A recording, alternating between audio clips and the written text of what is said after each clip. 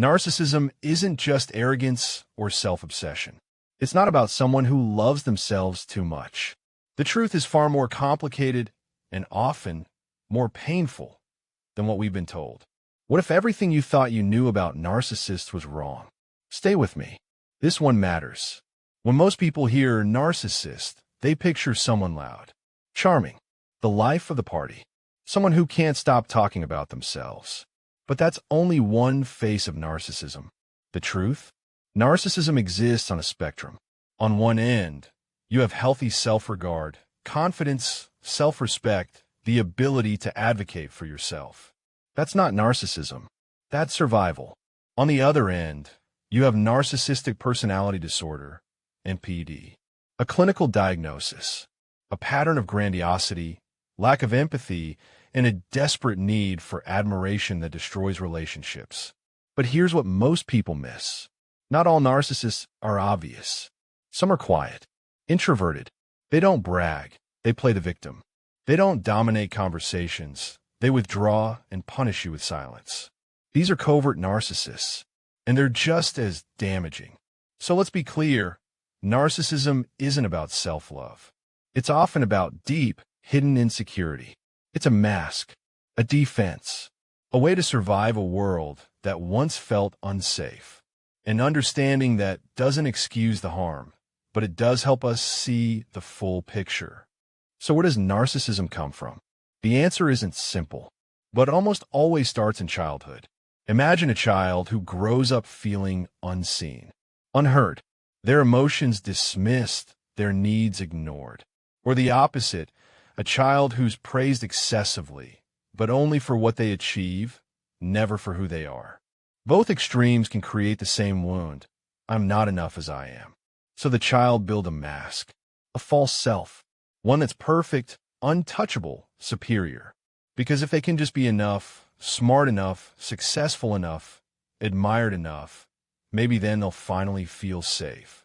But that mask becomes a prison, because underneath it, there's still that wounded child, terrified of being exposed, terrified of being ordinary, terrified of being vulnerable.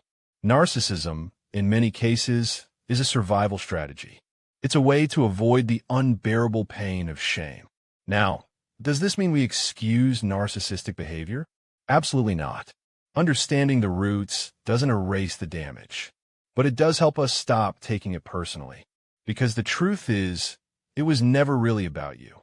It was always about their pain, their fear, their inability to face themselves.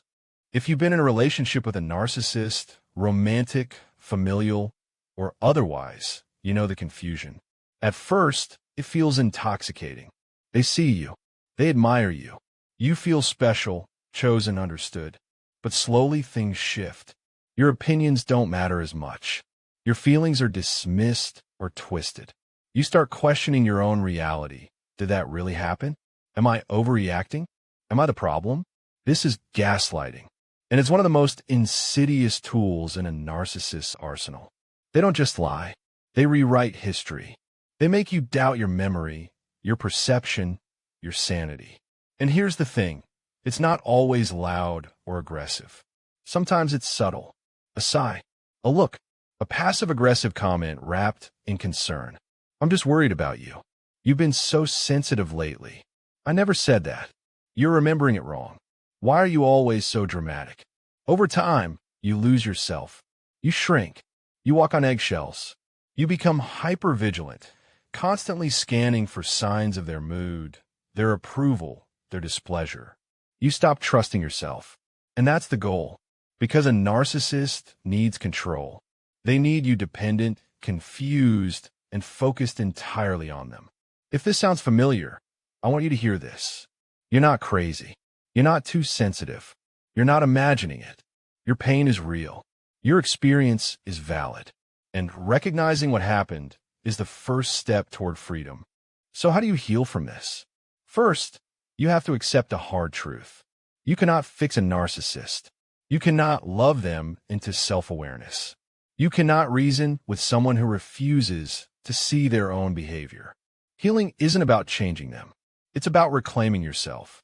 It starts with recognizing the patterns, naming what happened, trusting your own experience, even when they told you it wasn't real.